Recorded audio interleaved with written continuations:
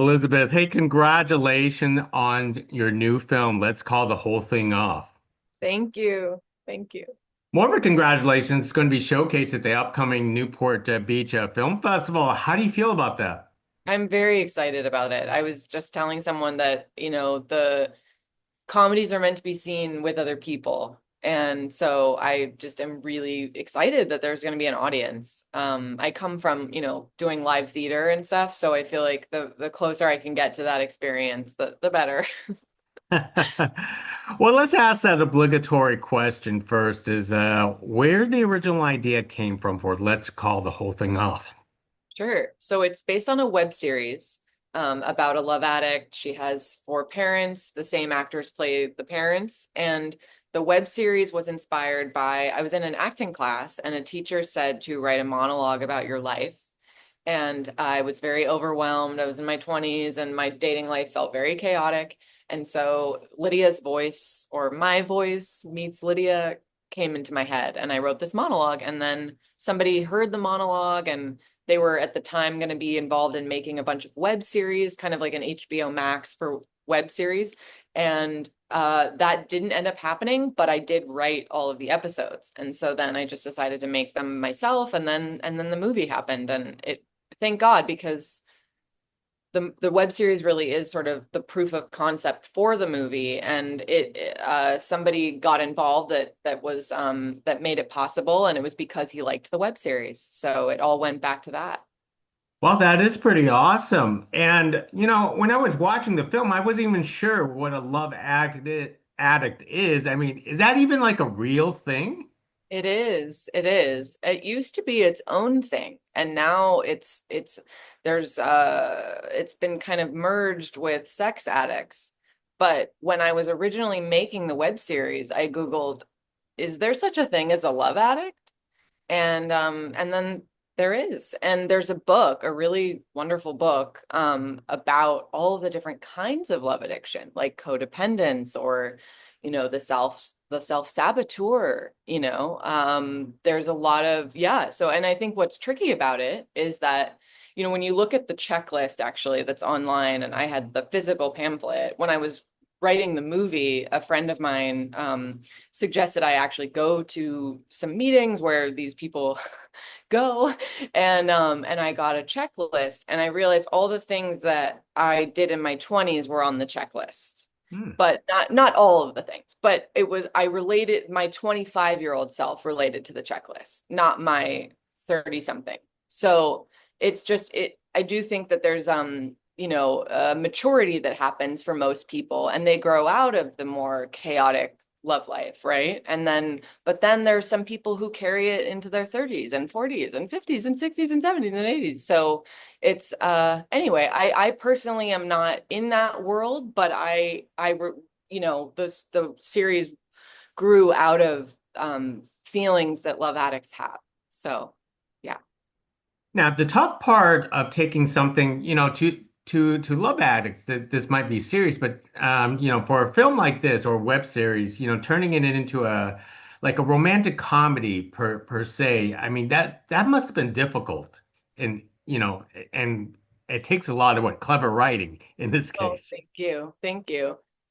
Can you ask the question again? I Sorry. was just basically remarking on the difficulty on turning this into like a romantic comedy. Oh, To yeah, be tough. yeah. It's sort of like it was kind of, it felt like an impossible task sometimes because what you're saying about people not really knowing what a love addict is, and then also like the complications of the misconception is that a love addict would kill to be engaged and kill to get, all of these things, but she has a complicated relationship with it. So yeah, it was definitely tricky. I was kind of doing an anti rom-com in some ways, but then also like hopefully giving you the satisfying rom-com experience. It was difficult. Thank you. Thank you for acknowledging that. Yes.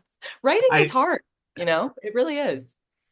Yeah, especially I did get the sense of the anti-rom-com because I didn't want to fully call it a rom-com, especially when the fact that she tries to push people away. But in the sense, that's the theme of it is to trying to embrace while pushing people at the same time. Yes, yes. And I personally love rom-coms. Like, I am a huge fan of them, and I get kind of upset when a female filmmaker, I'll read an article and she'll sort of like apologize for making a rom-com, and I'm like, no, I mean, there's a million action movies, those are never going away. And I think, yeah, I personally love them, so I ultimately at the end of the day wanted to make one. But I did, yeah, I subverted it, I guess, just because of the character. Now, comedy itself is actually pretty difficult from what a lot of people actually told me. So tell us about doing some of the comedic elements in this film, and does comedy come naturally for you? I guess so. I mean, I think I come from a comedy background. I mean, I studied dramatic acting as well, but I have done a lot of improv at Second City, at UCB, Groundling. So it's sort of just been in my life all the time, comedy. And then I mean, I was so fortunate to have all of these amazing actors who are also just naturally funny and sometimes improvise better things than I had written. And but yeah, I think the style of my writing has it helped to make the web series because I knew the world and I knew the characters, and also the characters are based on some of the people that are playing them. So, I observed and I spent time with them, and so yeah, I mean when you have funny people in your life though, it's like you just observe, you know?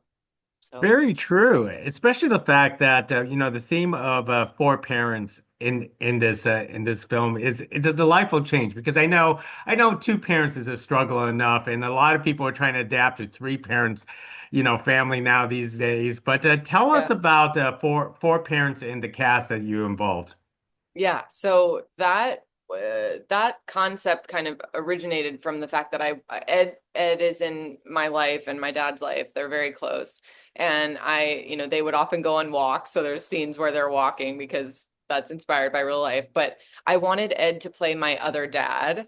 And so yeah, I mean Ed's existence in my life is helped create the world, really. I mean, I always say to people too, like when they're trying to make something, like work with what you have, work with the people in your life, work with the locations that you have access to, and like that can be a great creative opportunity to inspire something. I've lost track of your question though while I'm talking. I'm sorry. I'm talking about the four parents and Oh yeah. in the cast with it. Yeah. Yeah, so the four, I mean, Ed, Rochelle, his wife, my mom, Pam, my dad, Nick, the four of them spend a lot of time together. And they were, I was observing it and it was funny. And we've now all been working together for over a decade. So, and they've been in my life even longer. So yeah, but I mean, my dad and Ed have known each other since before I was born. And in many ways they have felt like surrogate parents to me. So yeah, I think they all have great chemistry, and I was really excited to share it with people. I think they're hilarious. So yeah. Yeah, no, I could tell the chemistry between all of you. And for you, Elizabeth, you have your parents, playing parts in this film. And I know you come from an entertainment family, but what's it like directing your own parents, and do they take direction very well with you? Yes, they actually do. I mean I've coached them for their auditions forever. So there's also that chemistry. It's like we have chemistry as a family, but then also like the working chemistry because we help each other. My mom is essentially my acting coach whenever I have an audition, she's there. So we are just always constantly helping each other. I mean, in terms of direction, I don't know why I put it in quotes. Um, I think it's not always easy when you're the actor to take direction. I'm speaking from my own experience. Like if I have an audition or something, it's a vulnerable thing. And so I'm really I'm really touched that they like respect me enough, if that makes sense. Like they do really believe in me as a director, and it is very cool. Yeah. As an indie project with this film, you did I want to say you did coast to coast shooting. I mean, that must have been pretty tough. Or did you play with the production in this case? The movie, all of the dialogue essentially takes place in LA. We shot in LA. We did do Adam and I went to New York and we did some B-roll, Christmas in New York stuff together, my DP and I. But yes, the bulk of the movie is shot in LA. Yeah, but yes, there's a lot of going back and forth within the movie, which is funny, but yeah, mostly Los Angeles. Excellent. And what out of all the seasons that you chose, why the end of the year or Christmas? Well, I was in a Christmas movie before I wrote the movie, and Ed and Rochelle were doing all of these Christmas movies, and Rochelle said, I mean, really, Liz, maybe you should just set it during the holidays. And I thought, oh, okay. And I gave it some thought, like, does this really work? And I think it's perfect because Lydia's dating, the web series was always about Lydia's dating life meets her parents, like what that dynamic, their involvement in her love life. I mean, my own parents have had to like, answer the door and there's like a cake there and they're like, who's this from? Or like flowers and they're like, oh, this is someone you're not even with anymore. What's going on? So I thought that was funny. The anyway, so I wanted to maintain that. So I think it's perfect during the holidays because she's, with her family. I mean, that's the time of year where you traditionally are with your family and you go home. And she, in this case, she chooses them over the love because she's overwhelmed and it's easier to kind of go back to what you're comfortable with. So I think, and then also just the New Year's aspect, I think, like starting a new family with someone is really scary. And so that holiday specifically has always been really, I've never been a fan of New Year's. It's just, there's so much expectation and like this has to be the best night ever. And so I played with that too. I think, just in her case, it's kind of the worst night ever. Well, it's a lot of pressure for a lot of people, especially for romanticism and so on. But can you talk about developing the chemistry with Andrew in this film, especially trying to switch to seriousness and comedy back and forth for Mm. yourself? I think Andrew is such an amazing actor, so that wasn't really something I had to consciously think about with him. He just naturally is good at all kinds of acting. And then I think the writing really set the tone for that. Like in the same moment, there's a joke and a heartfelt, heartstrung thing. So I don't know. I don't, he's so great. I think I just basically cast the right person, Is it Sidney Lumet who said 90% of directing is casting? So I felt that way with Andrew for sure. And then in terms of the chemistry, I had known him outside of the movie and work through a friend. And then when I was doing Groundlings, he was super supportive and he's just he's a great writer too. So when I sent him the script, I was really scared, but he really liked the script. And yeah, I think he just was the perfect person.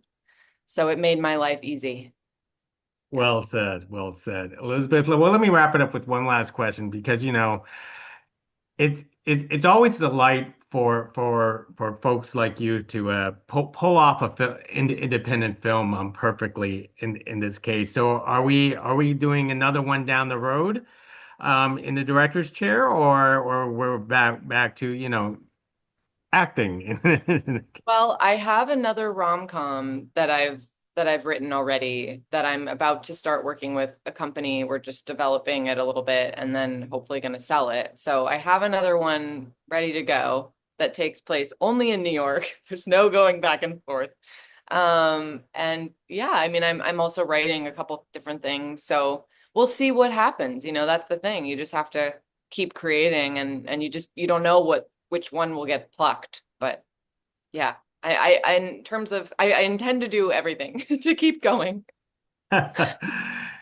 You know what? I love this film, and the all the characters or all the men that you created in this film is just they're all funny characters. So Elizabeth, thank you Thank very you. much for speaking to us about Let's Call the Whole Thing Off. And you know what? Enjoy Newport. I mean, what's not better than having Christmas in California, anyways, right? Right? This is true. Thank you so much for talking to me. Really appreciate it. No, thank you. Next time.